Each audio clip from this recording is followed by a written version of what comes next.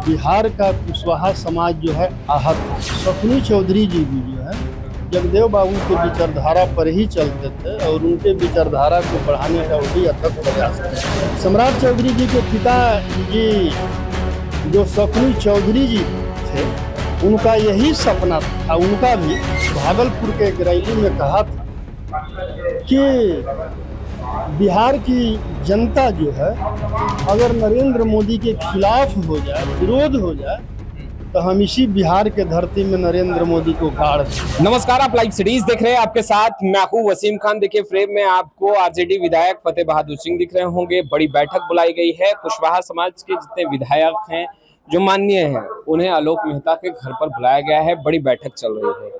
आखिर क्या हो गया? जो कुशवाहा समाज के सभी विधायक आपके सहयोगी रहे, जो उन्हें बुलाया गया, तलब किया गया, क्या बातचीत?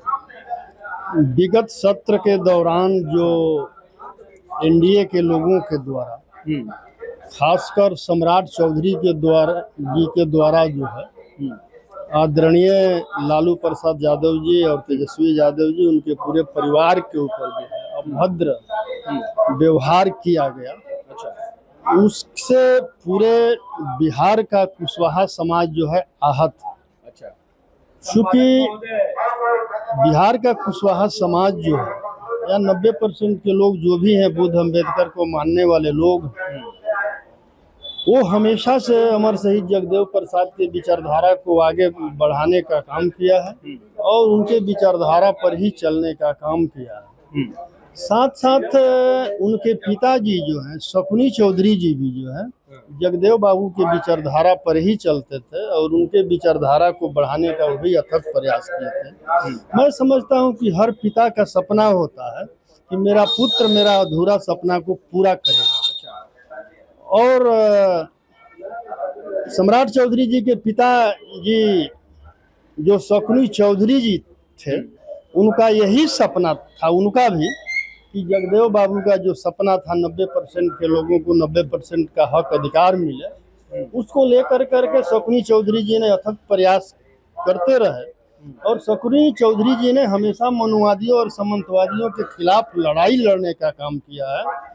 हमें याद है कि उन्होंने भागलपुर के एक रैली में कहा था कि बिहार की जनता जो है अगर नरेंद्र मोदी के खिलाफ हो जाए, विरोध हो जाए, तो हम इसी बिहार के धरती में नरेंद्र मोदी को गाड़ देंगे।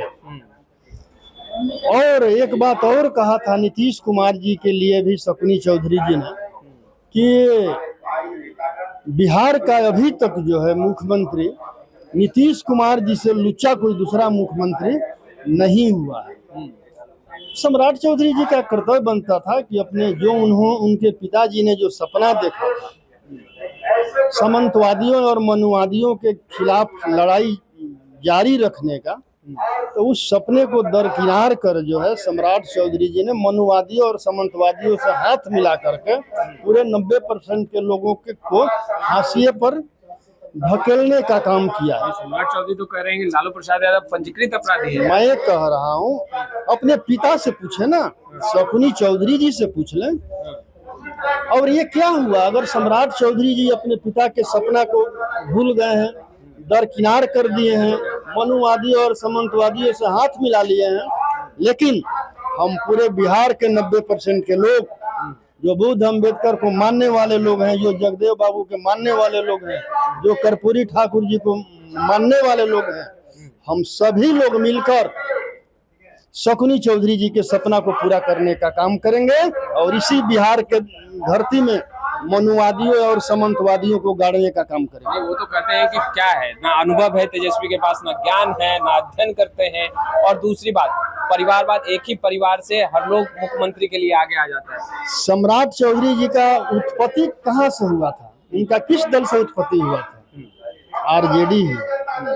और लालू जी के ही नेतृत्व में सम्राट चौधरी जी विधायक बने थे, मंत्री बने थे। तो ये लोगों का जो ना कोई विजन है ना कोई विचारधारा है। सम्राट चौधरी जी ने अपने कुर्सी के लिए पूरे 90% के लोगों को जो है ये मनुवाद और सामंतवाद के दलदल में ढकेलने का काम कर रहे हैं, लेकिन बिहार के 90% के लोग जो हैं मनुवाद और सामंतवाद। बैठक में आप लोगों ने क्या निर्णय लिया?